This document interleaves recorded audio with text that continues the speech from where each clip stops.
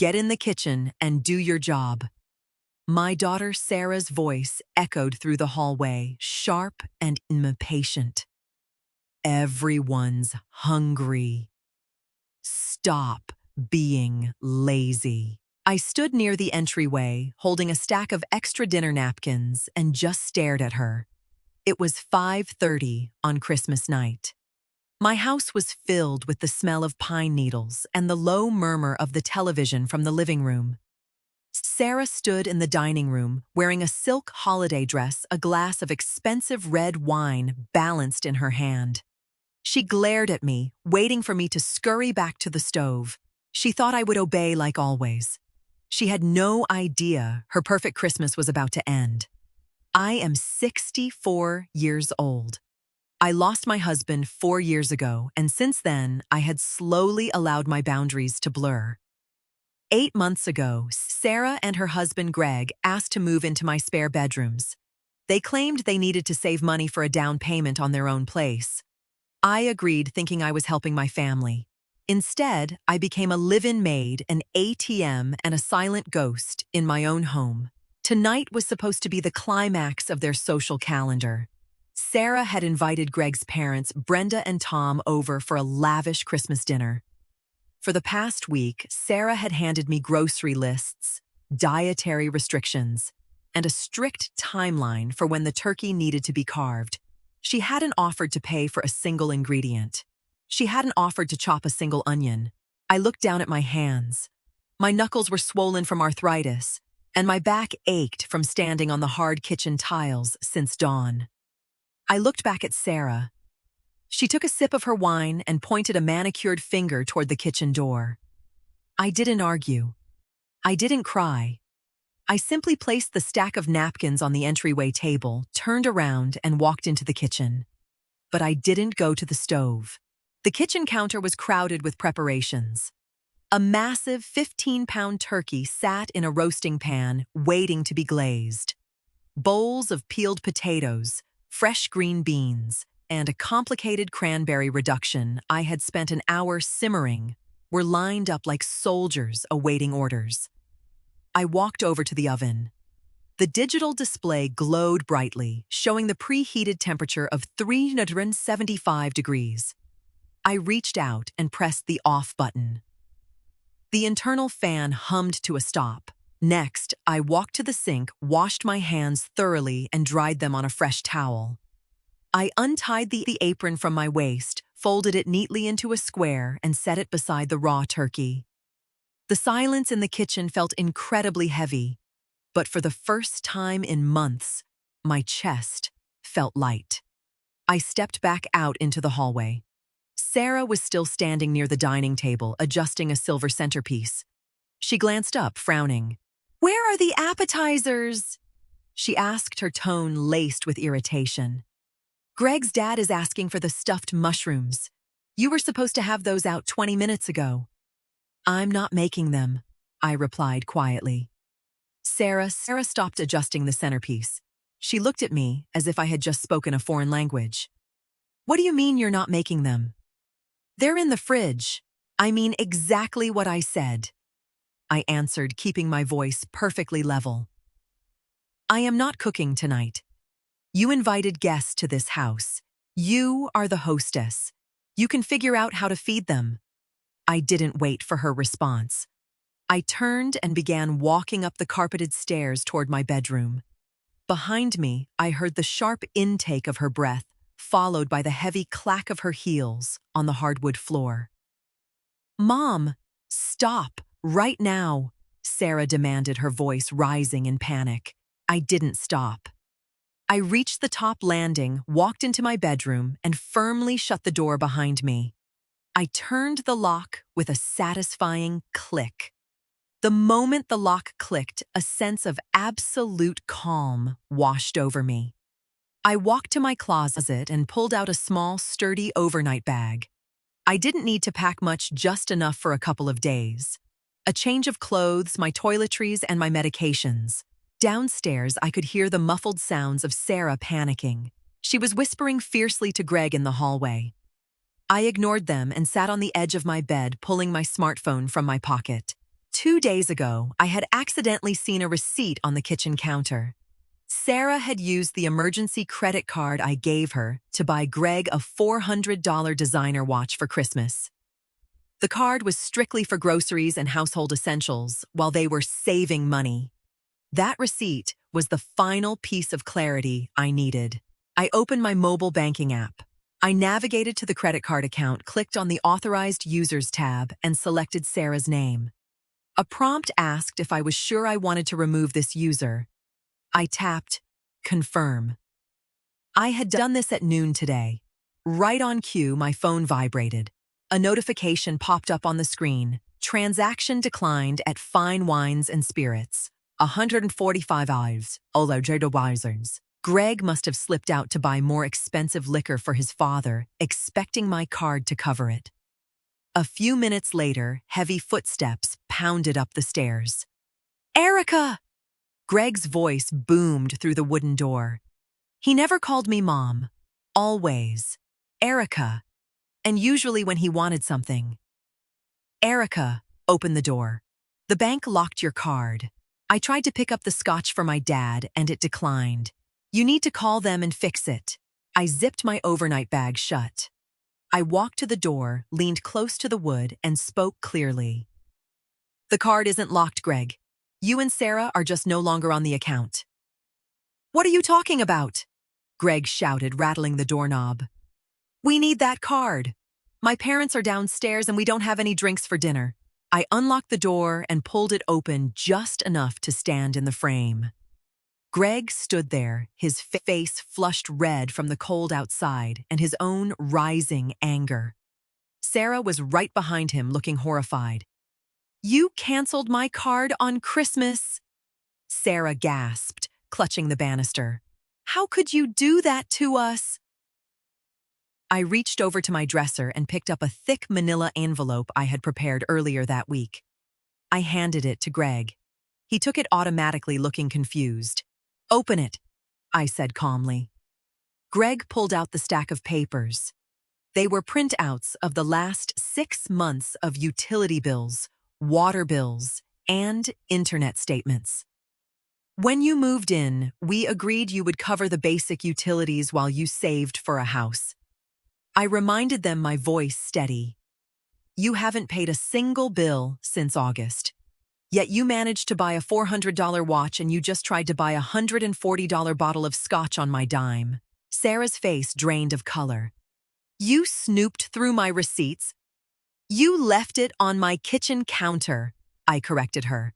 I am not your bank, and I am certainly not your maid. My parents are sitting in your living room. Greg snapped, stepping closer, trying to use his height to intimidate me. You are embarrassing us. Now go down there, apologize to my mother, and get dinner started. I looked at him, feeling absolutely nothing. No fear, no guilt. Your mother isn't my responsibility, I said. And neither are you. I stepped back into my room and shut the door again, locking it right in his face. Inside my room, I checked my watch. It was 6:15 p.m. Downstairs, the situation was undoubtedly deteriorating.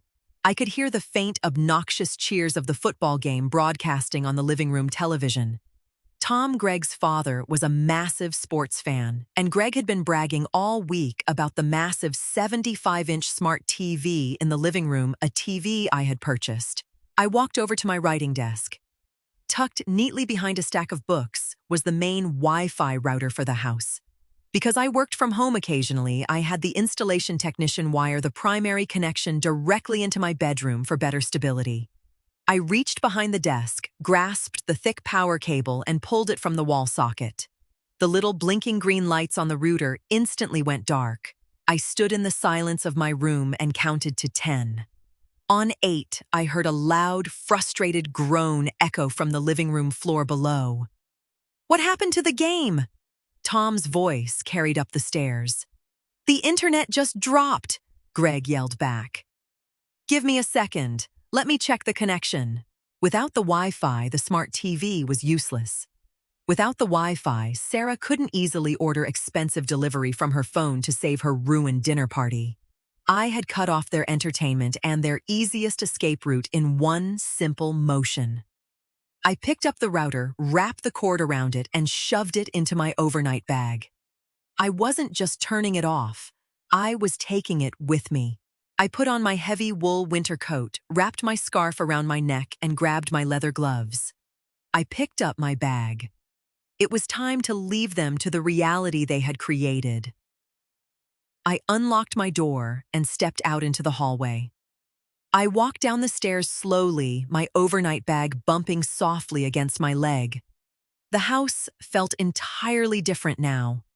The smell of cooking had faded, replaced by the tense, heavy atmosphere of a disaster in progress. Sarah and Greg were standing near the kitchen entrance, both staring at their phones in frustration. When Sarah saw me walking down the stairs wearing my winter coat, her eyes widened in panic. "Where do you think you're going?" she demanded, stepping quickly to block the bottom of the staircase. "Out," I replied simply. "You can't leave," Sarah's voice was shrill. "There is raw food in the kitchen. The internet is broken, my card won't work, and Greg's parents are asking when we're eating." "Then you should probably start reading the instructions on the turkey wrapper," I suggested, stepping around her. Greg stepped into the foyer, his face dark with anger. "Fine. If you're going to throw a tantrum and ruin Christmas, just give me your car keys. I'll drive to the Chinese restaurant downtown and pick up food for everyone." He held his hand out, expecting me to drop my keys into his palm. Greg drove a gas-guzzling truck that he had currently parked in the street because he claimed his tires were too dirty for the driveway. My reliable SUV was parked in the garage. I reached into my coat pocket and wrapped my fingers around my keys, keeping them firmly out of sight. "No," I said. Greg scoffed. "Erica, stop acting like a child. Give me the keys. It's an emergency." "You are not insured on my vehicle," I stated calmly, "and I am not lending you my car so you can buy dinner with money you don't have. If you need to go somewhere, walk to your truck." Before Greg could argue further, a throat cleared loudly from the living room archway. Brenda, Greg's mother, stood there. She was a tall woman who wore too much jewelry and always looked like she was inspecting a hotel room for dust. She had her arms crossed over her cashmere sweater. "Erica," Brenda said, her tone dripping with condescension. "I understand families have disagreements, but this is highly inappropriate behavior for a hostess. We are guests in this home, and you are treating my son and your daughter terribly." Sarah immediately looked at her mother-in-law with wide, victimized eyes, playing her part perfectly. Greg stood a little taller, emboldened by his mother's intervention. I stopped walking toward the front door. I turned slowly and looked directly at Brenda.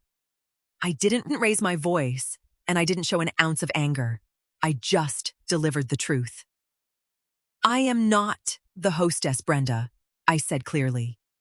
Brenda frowned. "What do you mean?" "I mean that Sarah and Greg invited you here, not me. I also mean that they are not hosting you in their home. They are living in my house rent-free and have been for 8 months. Brenda blinked, her confident posture faltering slightly. She looked at Greg. "Greg, you told us you were renting this house." Greg swallowed hard, suddenly unable to meet his mother's eyes. "Mom, it's complicated. We're just staying here while they use my money to buy luxury watches and expensive liquor." I finished for him. I looked back at Brenda. "I apologize that your evening is ruined, Brenda, but I will no longer act as the unpaid help so your son can pretend he is a successful homeowner." The silence in the foyer was absolute. The truth hung in the air, impossible to ignore. Sarah's face flushed a deep mottled red. Her carefully constructed image in front of her wealthy in-laws had just shattered into a million unfixable pieces. "How could you?" Sarah whispered, tears of genuine embarrassment finally welling in her eyes. "You're ruining my life." "I'm giving you your life," I corrected her gently. "You are adults. It's time you start acting like it. I turned my back on all of them and walked toward the heavy wooden front door. I reached out and grabbed the brass handle. If you walk out that door, don't expect me to be here when you get back, Sarah shouted, resorting to the only weapon she had left, an empty threat. I paused and looked over my shoulder. That is exactly what I am expecting, Sarah. In fact, I'm counting on it. I opened the door. The freezing December air rushed into the warm foyer, carrying the fresh smell of snow. Get in the kitchen and do your job, Sarah screamed, completely losing control, echoing the very demand that had started this entire shift. I didn't flinch.